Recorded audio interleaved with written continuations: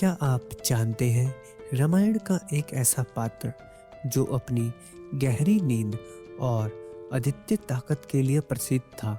यह कहानी है कुंभकर्ण की, जो केवल एक राक्षस नहीं बल्कि ज्ञान, बुद्धि और धर्म के गहरे अर्थों का परिचायक था। इस वीडियो में हम आपको बताएंगे कुंभकर्ण के ऐसे अनजाने और चौंकाने वाले तथ्य के बारे में जो आपको रामायण के इस महान योद्धा के प्रति आदर से भर देंगे। कुंभकर्ण केवल अपनी ताकत के लिए नहीं बल्कि अपने ज्ञान और धर्मपरायणता के लिए भी प्रसिद्ध था। इंद्र, स्वर्ग के देवता, उसकी शक्ति और बुद्धिमत्ता से परेशान थे कि उन्होंने उसे कमजोर बनाने के लिए भगवान ब्रह्मा से उसकी तपस्या के दौरान छल करने की परियोजना बनाई। कहानी शुरू होती है जब कुंभकर्ण ने कठोरता से भगवान ब्रह्मा को प्रसन्न किया, लेकिन वरदान मांगते समय देवी सरस्वती ने उनकी जुबान पर नियंत्रण किया और इंद्रासन की बजाय उसने निंद्रासन मांग लिया। नतीजा, वह 6 महीने तक सोता और केवल एक दिन जागता था। जब राम और रावण का युद्ध छिड़ा तो राम को अपनी सेना को बचाने के लिए कुंभकर्ण को जगाना पड़ा। उसे जगाने के लिए इतने प्रयास किए गए जैसे हाथियों की सेना उसके ऊपर चढ़ गई हो। जब वह जागा तो उसने पूरी सेना को चौंका दिया। जागने के बाद जब कुंभकर्ण को सीता माता के अपहरण और युद्ध के बारे में पता चला तो उसने रावण को स्पष्ट शब्दों में समझाया, जगत जननी को हरकर सुख की आशा करना मूर्खता है।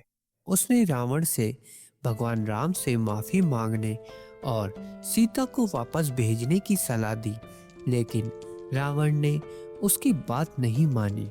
अपने भाई की नादानी को समझते हुए भी कुंभकर्ण ने भाई का साथ देने का कर्तव्य निभाया। युद्ध में उसकी ताकत इतनी प्रबल थी कि उसने राम की सेना को बुरी तरह क्षति पहुंचाई, लेकिन अतः भगवान राम के हाथों वीर गति को प्राप्त हुआ। मृत्यु के समय वह जानता था कि वह भगवान विष्णु के अवतार के सामने खड़ा है और उसे मोक्ष प्राप्त होगा।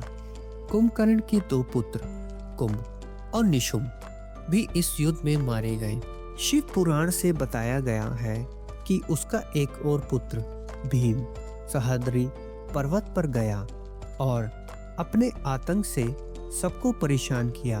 अंत में भगवान शिव ने उसका अंत किया और वहीं भीमाशंकर ज्योतिर्लिंग की स्थापना की। कुंभकर्ण केवल बलशाली योद्धा ही नहीं बल्कि दार्शनिक विचारों से भी परिपूर्ण था। उसने नारद मुनि से दर्शन शास्त्र सीखा और अपनी शांत प्रवृत्ति के कारण राक्षसी स्वभाव से दूर रहने की कोशिश की। कुंभकर्ण को महाभारत के विकर्ण से तुलना करना गलत नहीं होगा। दोनों ने अपने भाइयों की गलतियों को समझ फिर भी पारिवारिक कर्तव्य निभाने के लिए उनके पक्ष में लड़े। यह कहानी हमें सिखाती है कि कभी-कभी धर्म और कर्तव्य के बीच संतुलन बनाना कितना कठिन होता है। तो दोस्तों, कुंभकर्ण सिर्फ एक राक्षस नहीं बल्कि बल, ज्ञान और धर्म के जटिल मेल का प्रतीक था। उसकी कहानी हमें सिखाती है कि परिस्थितियां चाहे कैसी भी हो, कर्तव्य और आदर्श का पालन हमेशा करना चाहिए। अगर आपको यह वीडियो पसंद आया हो तो इसे लाइक करें और ऐसी ही रोचक कहानियों के लिए हमारे चैनल को सब्सक्राइब करें। धन्यवाद।